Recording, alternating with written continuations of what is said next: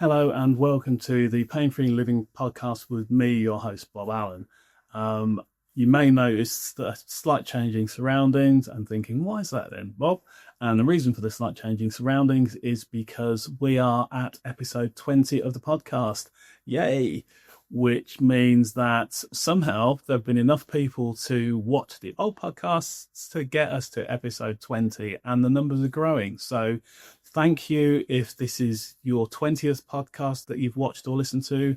And thank you if this is your first or second podcast that you've watched or listened to, because I really appreciate you taking the time out of your doubtless busy day to listen to a podcast about some bloke talking about pain-free living, which is what I am all about. Reason for the slight difference in surroundings is because this is episode 20 and I wanted to make it a little bit different and a little bit more personal. What I've done, we've put together some clips from some of those popular podcasts from the past. So this is the first one. You can get a feel for what you've let yourself in for. And if this is your 20th one, hey, you know what you're getting. So yeah, before we go into the clips, I just thought I would take a few moments to say a huge thank you to the team that helps me to put the podcast together and makes it such a slick and professional show. So first and foremost, I'd like to thank Ashley McKenzie.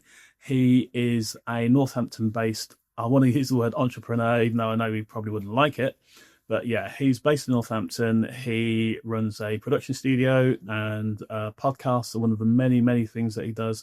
He is also really into his music, runs a sound system. He runs a local restaurant, local Caribbean restaurant, which is pretty damn awesome. If you're in Northampton, check it out. It's worth a while. It's worth a visit. Ashley does many, many, many things. He used to run his own podcast a while back. And that's one of the things that's inspired me to actually do this one. So yeah, massive thank you to Ashley. Couldn't have done this without you, my friend. Next on the list is a lovely lady called Jennifer Herbert. She is my virtual assistant. She does all the social media stuff that goes out on LinkedIn, on Instagram, on Facebook. And she's been pivotal in helping me to get the podcast out there and let people know that it's happening. So massive thank you to Jen. Really appreciate what she does. And finally, we've got my co-host, Louise Gordon. If you've seen some of the earlier episodes up to episode 10, Louise has been my co-host. She asked me the question. She's kind of like the voice of the public. So she asked me questions and then I answered them, because if it was just me, I would tend to ramble and waffle quite a lot and disappear down a few rabbit holes. So she kept me on track. Unfortunately, Louise had to leave the show around episode 10 because she, as well as being my co-host, she also runs her own business. And her business, she was a business coach and consultant, and her business was like going through the roof. And she was getting really, really busy. And so she couldn't split the time between that and turning up for the podcast, unfortunately. My loss, the business world's gain. So thanks ever so much, Louise, for all the time and effort you put in. And this is just to let you know that I really appreciate you. So those three people I've just mentioned, if you check out the show notes, you'll find their contact details. So if you're looking for a VA, Jennifer Herbert is the lady to speak to. If you're looking for somebody who can pretty much turn his hand to anything in terms of video, music production, all those kinds of things, Ashley McKenzie is your man. If you are running a business, you need some help and support, Louise Gordon is the lady to speak to. And like I said, I'll put all those details in the show notes. So this is all about some of the episodes that we've done in the past that have been really popular, so you can get a feel for the sort of things that are going to be coming. The last few episodes have been solo ones from me, and starting with episode 21, I have got a new co-host. I won't say who it is, a little bit of a teaser there, but the first episode of the new season, episode 21, is going to be me interviewing my new co-host, so you'll get a feel for who she is. I know, let's slip her gender there. So you'll get a feel for who she is, what she does, and have an idea of what she's going to bring to the party. We've got lots of interesting topics coming up. The use of AI in healthcare, which is a real hot topic at the moment. We're going to be covering things like the placebo effect, what it is, how it works, some potential issues with the placebo, and then we're going to talk about the nocebo effect. We're going to talk about breathing. There's lots and lots of things to come. So please tune in. Things are going to get better, much more interesting, and hopefully we'll see you at the next episode. In the meantime, here's some of the ones that have been very popular in the past and hopefully will continue to be popular. If you like the podcast, please tell your friends. If you don't like the podcast, don't tell your friends. But yeah, thanks for getting the podcast to where it is today, episode 20. I hope you enjoy the clips. Yeah, I'll see you at the next one. Bye for now. What is it that got you into osteopathy? There's a question. So, way back when, a family member had some muscle and joint problems. They'd gone through the NHS and hadn't had great results. I was chatting about that to a friend and they suggested taking them to an osteopath. I'd never heard of osteopathy, didn't have a clue, so took them along to an osteopath and they were treated and things improved. Really fascinated me. Never seen one in action, didn't really know what they were going to do. And there's lots of muscle and joint movements. I asked lots of questions and it just triggered something somewhere and I thought this is really interesting. So I then went back to see the osteopath a couple of times without my family member and just kind of got drawn into it. The job that I was doing at the time had stopped being fun and I was looking for something else, and then I thought, oh no, I could do this osteopathy thing. So that's what I did. Wow. And no looking back? Lots of looking back and thinking, oh my God, I didn't realise how hard it was going to be. But actually, it's all been worth it. And it's a massive change from what you did before as well, isn't it? It is, yeah. 20 years of computers, that's what I did. So yeah, time for a change. So Bob, what is the difference then between an osteopath, a chiropractor and a physiotherapist? Louise, I knew you were going to ask me that. Instinct, I think. Where to begin? To start with, they're all protected titles. To allow yourself to be called an osteopath, physiotherapist or a chiropractor, you have to have completed a certain number of years of training. We are all regulated by different authorities. So for an osteopath, it's the General Osteopathic Council. For chiropractors, it's the General Chiropractic Council. And for physiotherapists, it's the HCPC, and I can't remember what that stands for. But yes, so we all have regulatory bodies. And if you have any concerns about the qualifications for the therapists you're going to see, you can look them up and it will have all their details, when they graduated, etc., etc. In terms of qualifications, we're all highly qualified. The main difference between osteopaths, chiropractors and physiotherapists, I can speak from an osteopathic experience because that's what I did. So the degree course was 4 years full-time or 5 years part-time, which is the version that I did. We do lots of ologies. We do physiology, biology, pathology, and loads of ologies. And we have a minimum of 1,000 hours of actually working with clients. So that's all part of the training that we do. For chiropractors, it's something similar. Again, it's a 4 or 5 year qualification period, and I can't really speak for what's involved in the course because I'm not one. But, they cover the similar sort of things to what we do. Physiotherapy, they do between 3 and 4 years on their degree course. And that again, they're fully regulated. Again, I can't really talk about what they do because I don't know, but, it's very exercise based. What's the difference in terms of the approaches of them? The approach is actually very similar, but in terms of what we're taught, that's very different. So as an osteopath, we get taught to look at all of the body systems. We take a detailed case history, which all therapists do, but we are taught to look quite holistically at the body. So we will look at all the different systems. We'll look at muscles and joints. Although I think holistic is an overused term, it's very applicable to osteopaths because that is what we do.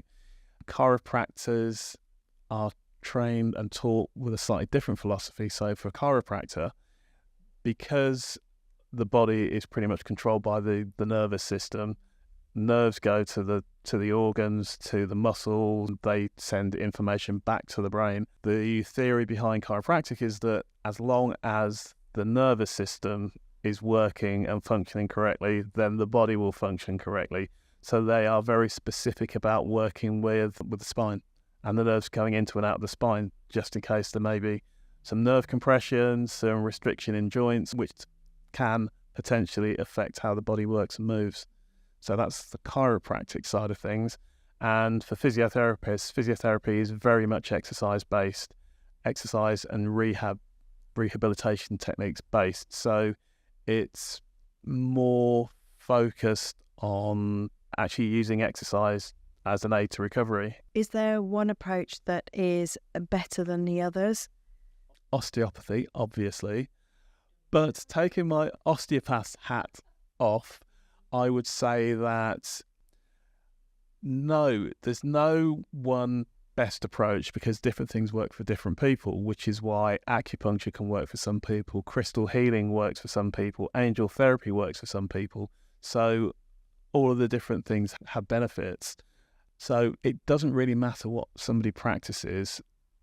The thing about osteopathy, chiropractic and physiotherapy is that they are all regulated. You know, there are certain standards that we have to adhere to. So we have to do 30 hours of CPD every year. And there are other things that we have to comply with. We have a regulatory body that will make sure we are maintaining that certain standard. So that's one of the key things about what we practice. But as long as we adhere to that, there is no one best approach. So it's very much down to the practitioner. Today, Bob, we are talking about kinesiophobia. I hadn't heard of the term kinesiophobia before, but I can identify with kinesiophobia. So, Bob, what is kinesiophobia? So, Louise, kinesiophobia, as its name suggests, is fear of movement. And if you don't know Latin, you probably wouldn't know that. But yes, kinesiophobia is fear of movement. And it's not a term that's commonly used, but for anyone that's had pain for any length of time, once we get into it a little bit, they will totally relate to what it's all about. So yeah, like it says on the tin, it is a fear of movement. So tell us a bit more then about this fear of movement. I see it a lot with people that have had back pain, but it's any kind of long-standing pain that you may have. It's the body trying to protect itself. And I guess then a lot of people must, I'm assuming, must have kinesiophobia. I know, having had an injury, you naturally avoid doing anything to put extra stress on an injury. And, you know, sometimes injuries take quite a while to heal. Yep. And then you find that you actually are getting aches and pains somewhere else as a result, because you're maybe walking slightly different. And I do totally understand about the back pain, that you really don't want to have that anymore, so you will avoid doing things. Yeah, if you don't want to aggravate it. Absolutely, and you can see it with sport. Well, sports people. Mm-hmm. So when a sportsman has an injury, they'll have a hamstring tear or something like that. The advantage that they've got is a professional team with infinite amounts of money to give them massages, physio. They'll have sports psychologists, all to help them overcome that fear of pain or a pain problem. Mm-hmm. Unfortunately, the average person in the street does not have that behind them, so they will then modify their movement to avoid the pain. Mm-hmm. And then that becomes a habit, because the brain is very, very good at developing habits. The brain doesn't know whether a habit is good or bad. It just knows that by developing that habit, we don't have to think about it, and it becomes automatic. So the classic with low back pain is that it can last a while. So you learn how to not bend the lower portion of your back. What this can result in is that you've got compensations going on, which can then lead to recurring back pain. And I see it quite often where people will have low back pain once, twice, 2, 3, 4 times a year, because what happens is they get into a routine of something, and then the back decides one day that we're done. It can cause them excruciating back pain for a while. They'll change their habits, but as the pain reduces, they'll go back to the old habits that cause a problem, and it happens again. So what I have to do is to teach them how to use their back properly, and then the problem becomes no problem. Right. So yeah, it is possible to unlearn kinesiophobia, Yeah. but it can take some support from people that know what they're doing to help you through that process. I'm a big fan of exercise, but I'm a big fan of exercise that everyone can do rather than just a few. So, Bobby, your mantra, as we've talked about a number of times, is movement is medicine. And I guess, there can be some limitations as and when we get older. So let's just talk through that in terms of how you see exercise for older adults. Okay, let's do that. Right. So when you graduate as a physical therapist, osteopath, chiropractor, whatever it is, you tend to specialize in different areas.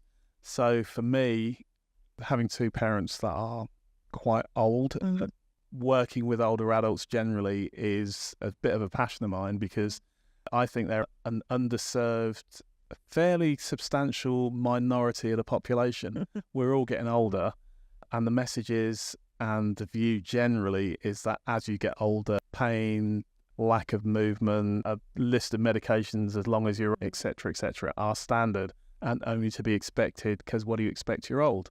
And one of the big things for me about exercise is that it needs to be progressive. So you can start really, really simple, and you can make it much more challenging, right, rather than complicated, because never make it complicated. If you make it complicated, people won't do it. Or if you make it too complicated, people may start and they will stop. So keep it simple. I am a trained Otago instructor. I ran a class for just over a year. Right. And it's really exciting to see the change that you can make, particularly for older adults who have never exercised. They are in pain and they don't know what to do. So they've been going to see the GP for a while. And although the NHS is getting better at recognising that the more exercise you do, the less issues that you have, it's getting better, but it's nowhere near the level that it should be. Now, a broken hip can have a fatality rate of up to 21%, because it's a major injury. Rehabbing an injury in an older adult who can also be quite frail, especially if they've not exercised before, it can be quite traumatic, and the fatality rate is quite high. Now, by implementing an exercise program like Otago, it significantly reduces the risk of injury, and if an injury occurs, they will recover quicker. So there are a lot of pluses to doing it, and one of the things that you have to do if you're an Otago instructor is you're only allowed to charge a certain amount for it. So with the aim being to make it as accessible as possible to the maximum number of people. Yeah. So as I was saying, it's a strength and balance program, and it really is simple to do. Actually, I've given some of these exercises to younger adults in their 40s and their 50s. They've never done any exercise. They don't know where to start. They have zero level of fitness, but they can still do the Otago exercise. You can do the oldest lady in an Otago, my Otago class was 99. So if a 99-year-old can do it, then if you're in your 40s, there's no reason why you can't do it as well. And it can be just as effective. And what I've found is that by giving people those nice, simple exercises to do, they realise that they can exercise. It's not a major issue to exercise. And as long as they're consistent and they stick with doing the exercises, after a while, I then progress them onto more complex, more complex, more resistance-based exercise, because they can do it, because they know they can do it. They've got the confidence that they can do it. They may not want to go to a gym, but most of the exercises that I give are things that they can do at home anyway, requiring minimal equipment. So, yeah, Otago is basically for anyone at any age. Right.